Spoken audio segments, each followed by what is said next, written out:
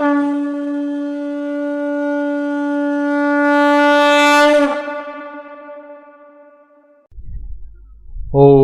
নমো ভগবতে বাসুদেবায়। স্বামী প্রজ্ঞাদাস কাঠিয়া বাবাজি রচিত গীতা চিরন্তন থেকে একাদশ অধ্যায় বিশ্বরূপ দর্শন যোগের পরবর্তী অংশ। অনাদি মধ্যান্ত মনন্ত বীর্য মনন্ত বাহুং শশী সূর্য নেত্রং পশ্যামি তাং দীপ্তহুতাশমগ্রং সতেজসা বিশ্ববেদং তপত্মম।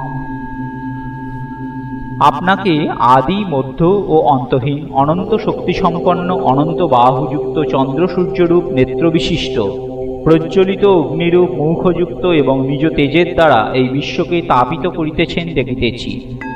একদিকে আপনি আমাদের হৃদয়ের দেবতা, অপরদিকে আবার আপনাকে দেখিতেছি ভীষণ উগ্ররূপ ধারণ করিয়া সমস্ত বিশ্বকে তপ্ত করিতেছেন। এই বিরাট রূপের শশী সূর্য নেত্র সদৃশ্য মুখমণ্ডলে প্রজ্বলিত হুতাসন দেখিতেছি। আদি অন্ত মধ্যবিহীন এই বিশাল রূপ অমিত শক্তিশালী বলিয়া বোধ হইতেছে। এই রূপ অনন্ত বাহু সমন্বিত আপনার বিশ্বশরীর হইতে অনন্ত শক্তি বিচ্ছুরিত হইয়া 10 দিককে প্রকম্পিত করিতেছে। আপনি সমগ্র বিশ্বের সমস্ত শক্তির উৎস। সেই বীর্য শক্তি আজ কেন জানি না 10 দিকে বিচ্ছুরিত হইতেছে তেজের আকার লইয়া। দেবা পৃথিবীদমন্তরং হি ব্যক্তং তয়ৈকেন দিশশ্চ সওয়া দৃষ্টাদ্ভূতং রূপমুগ্রং তবেদং লোকত্রয়ং প্রবোধিতং মহাত্মন। হে মহাত্মন, স্বর্গ ও পৃথিবীর এই মধ্যস্থান এবং সমস্ত দিকও একমাত্র আপনার দ্বারাই পরিপূর্ণ হইয়া রহিয়াছে। আপনার এই অদ্ভুত উগ্র রূপ দর্শন করিয়া ত্রিলোক খুবই ভীত হইয়াছে। এই উগ্ররূপের সঙ্গে কেহই পরিচিত নয়। স্বর্গ ও পৃথিবীর মধ্যবর্তী স্থান এক আপনার বিশাল শরীরের দ্বারাই আবৃত হইয়া পড়িয়াছে। আপনি এই বিশাল রূপের দ্বারা 10 দিক ঢাকিয়া ফেলিয়াছেন। এই রূপ যেমন অদ্ভুত তেমনি উগ্র জ্বালাময়ী। ত্রিলোকের সকলেই আজ ভীত ব্যথিত।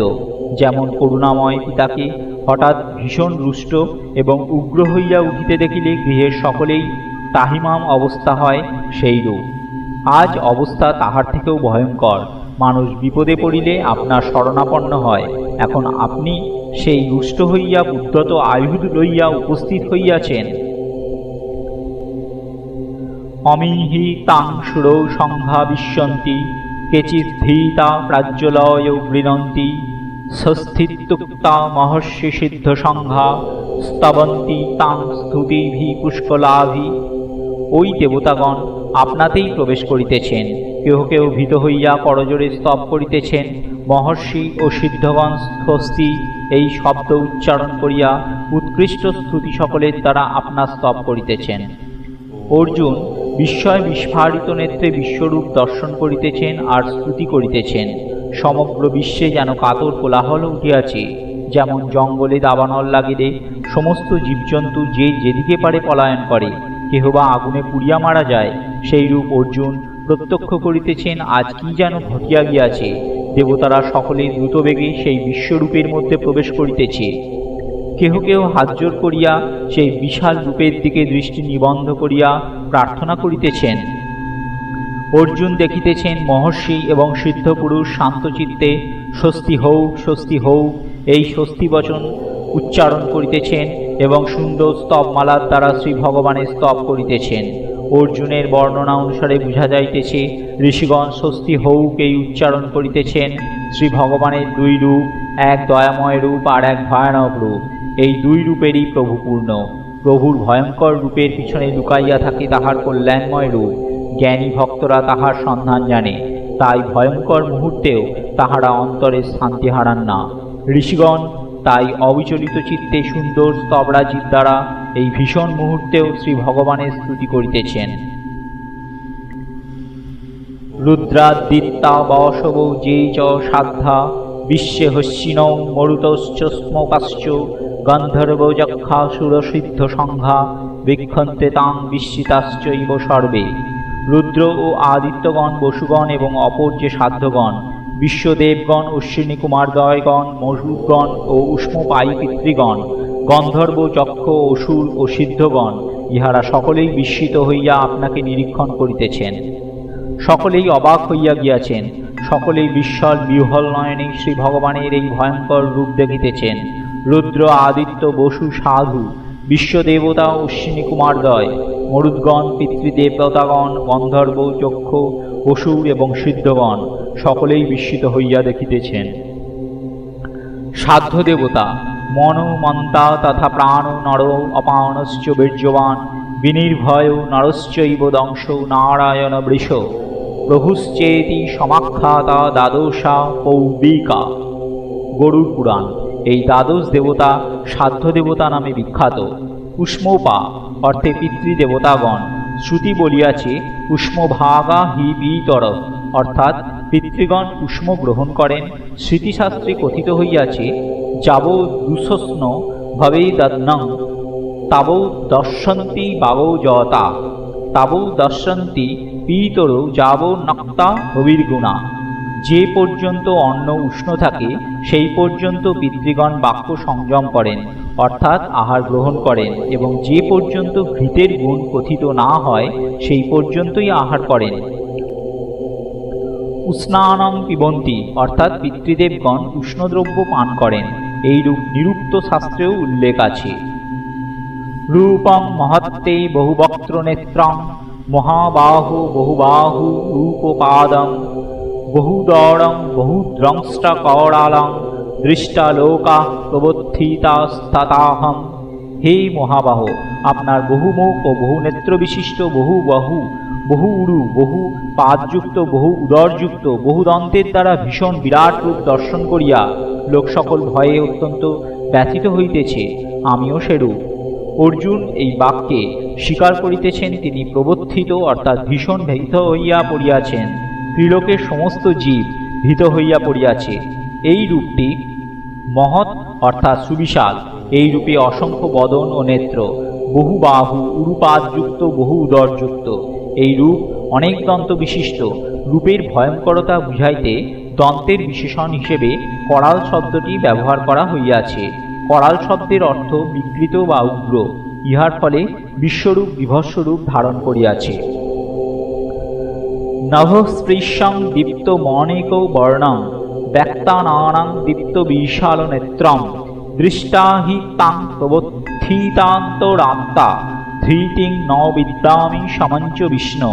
হে বিষ্ণু, আকাশস্পর্শী দীপ্তিময় অনেক বহু বর্ণবিশিষ্ট বিস্ফারিত মুখযুক্ত দীপ্ত বিশাল নেত্র বিশিষ্ট তোমাকে দর্শন করিয়া আমার অন্তরাত্মা অত্যন্ত ব্যথিত হওয়ায় আমি ধৈর্য ও শান্তি লাভ করিতে পারিতেছি না। অর্জুন নিজের বিহ্বল অবস্থা ব্যক্ত করিতেছেন। গগনস্পর্শী দীপ্ত অনেক বর্ণবিশিষ্ট এবং অতীব ভয়ঙ্কর করালদন্ত বিশিষ্ট বিস্ফারিত বদনযুক্ত অগ্নিবর্ষী বিশাল চক্ষু বিশিষ্ট সেই বিশাল রূপ দেখিয়া অর্জুন ধৈর্য রাখিতে পারিতেছেন না, অন্তরে শান্তিও পাইতেছেন না। পূর্বে অর্জুনের চিত্তে যে বিষাদ দেখা দিয়েছে, এখন তাহা কোথায় ছুটিয়া গিয়াছে?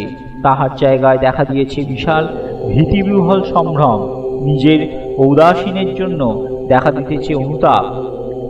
তাই তিনি ভীত হইয়া পড়িতেছেন, তাহার অন্তরাত্মা প্রবর্ধিত হইয়া পড়িয়াছে। দংষ্ট্রা করালানি চ তে মুখানি দৃষ্টৈব কালানল সন্নিভানি দিশো ন জানে ন লভে চ শর্ম প্রসীদ দেবেশ জগন্নিবাস। তোমার দন্ত দ্বারা ভীষণাকার ও প্রলয়াগ্নি সদৃশ্য মুখ সকল দর্শন করিয়াই দিক সকল নির্ণয় করিতে পারিতেছি না এবং শান্তি লাভ করিতে পারিতেছি না। হে দেবেশ, হে জগন্নিবাস, প্রসন্ন হও। বিশ্বরূপ কত ভয়ঙ্কর অর্জুনের ভাষায় তাহা ব্যক্ত হইতেছে। সেই মুখ হইতে মহাকালের ভয়ঙ্কর অগ্নি উদ্গীরণ হইতেছে। দাঁতগুলিও অতীব বিশাল ও অতীব ভয়ানক। ইহা দেখিয়া অর্জুনের বুদ্ধিবৃত্তি বিকৃত হইয়া যাইতেছে। তিনি স্বাভাবিক বিজ্ঞান হারাইয়া ফেলিতেছেন, মনে কোনরূপ স্থিতাবস্থা পাইতেছেন না। তিনি কি পাগল হইয়া যাইবেন? তিনি অতি ব্যাকুল হইয়া শ্রী ভগবানের শ্রীচরণে প্রার্থনা করিতেছেন, হে প্রভু, প্রসন্ন হন। আপনি জগতের আশ্রয়দাতা। আপনি রুষ্ট হইলে আমরা যাইব কোথা? আশ্রয়দাতা তো আশ্রিতকে ত্যাগ করিতে পারে না। আপনিও দয়া করিয়া আমাদের রক্ষা করুন, ইহাই ভাবার্থ। অমি চ তাং ধৃতরাষ্ট্রস্য পুত্রা সর্বে সহৈবা বাবনী পাল সংঘৈ ভীষ্মদ্রোণ সুতপুত্রস্থ স্থাস্য সহাস্যদীয়ৈরপি যোধ মুখ্যৈ বক্ত্রাণি তে তরমাণা বিশন্তি দংস্ট্রাকরালানি ভয়ানকানি কেচিদ্দীলৌদ্গা দশনান্তরেষু সংদৃশ্যন্তে চূর্ণিতৈরুক্তমাঙ্গৈ।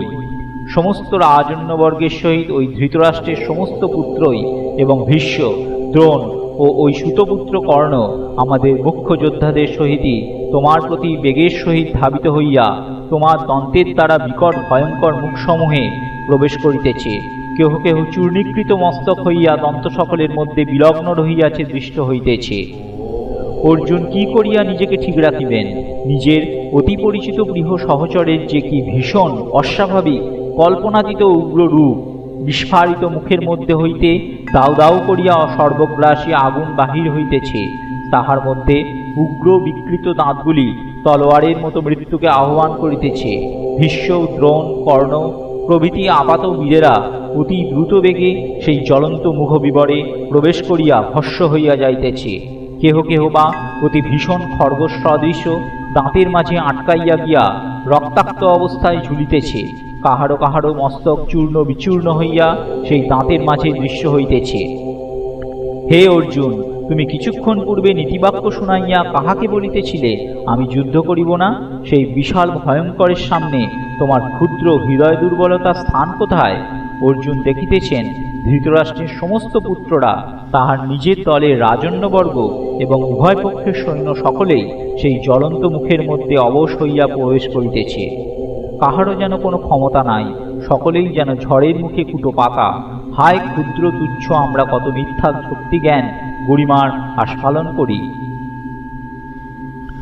যথা নদীনাং বহবহু বেগা সমুদ্র মেভাবি মুখা দ্রবস্তি তথা তবামি নরলোক বীরা বিশ্বন্তি বক্তান্ন ভি জ্বলন্তি। যেমন নদী সকলের বহু জলপ্রবাহ সমুদ্রেরই অভিমুখে গমন করে, সেইরূপ ওই মনুষ্যসকলের বীরগণ তোমার প্রদীপ্ত মুখসমূহের অভিমুখে প্রবেশ করিতেছে। যথা প্রদীপ্তং জলনাং পতঙ্গা বিশ্বন্তি নাশায় সমৃদ্ধ বেগা তথৈব নাশায় বিশ্বন্তি লোকা স্তবাপি বক্ত্রাণি সমৃদ্ধ বেগা। যেমন পতঙ্গ সকল দ্রুত বেগে বিনাশের জন্য প্রদীপ্ত অগ্নিতে প্রবেশ করে, সেইরূপ লোক সকলও দ্রুত বেগে বিনাশের নিমিত্তেই তোমার মুখসমূহে প্রবেশ করিতেছে। নদ নদী যেমন দুরন্ত বেগে যাইয়া সমুদ্রে প্রবেশ করে, কীটপতঙ্গ যেমন দ্রুত বেগে যাইয়া আগুনে প্রবেশ করে, সেইরূপ সমস্ত রাজা এবং নরনারীগণ শ্রী ভগবানের জ্বলন্ত মুখবিবরে নিজের ধ্বংসের জন্য প্রবেশ করিতেছে। সেই মৃত্যু আকর্ষণ কেহই রোধ করিতে পারিতেছে না। শক্তিশালী চুম্বক যেমন লোহাকে আকর্ষণ করে, সেইরূপ বিশ্বরূপধারী স্বয়ং মৃত্যু সমস্ত সৈন্যদের নিজের দিকে আকর্ষণ করিয়া লইয়া ধ্বংস করিয়া ফেলিতেছেন। লেলিহস্যে গ্রসমান সমন্তা লোকান সমগ্রান বদনৈ জলর্ধি তেজ ভীরাপূর্য জগৎ সমগ্রাং ভাসস্ত ব্রগ্রা প্রতপ্রন্তি বিষ্ণু। জ্বলন্ত মুখ সকলের দ্বারা সমস্ত লোককে চতুর্দিক হইতে গ্রাস করিতে করিতে লেহন করিতেছেন। হে বিষ্ণু, আপনার উগ্র দীপ্তি তেজের দ্বারা সমগ্র জগৎকে ব্যক্ত করিয়া উত্তপ্ত করিতেছে। যখন পাপের খুব বৃদ্ধি হয়, তখন ধর্মের মর্যাদা রক্ষা করিবার জন্য শ্রী ভগবানকে উগ্ররূপ ধারণ করিতে হয়।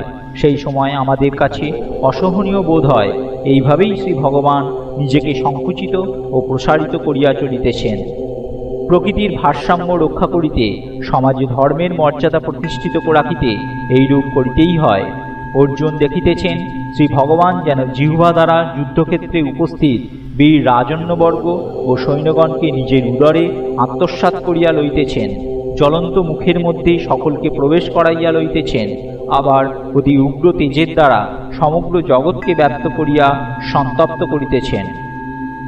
এই অগ্নিময় ধ্বংসের বন্যায় যাহারা শ্রী ভগবানের একান্ত শরণাগত, তাহারা ঠিকই আশ্চর্যজনকভাবে রক্ষা পাইয়া যাইতেছে।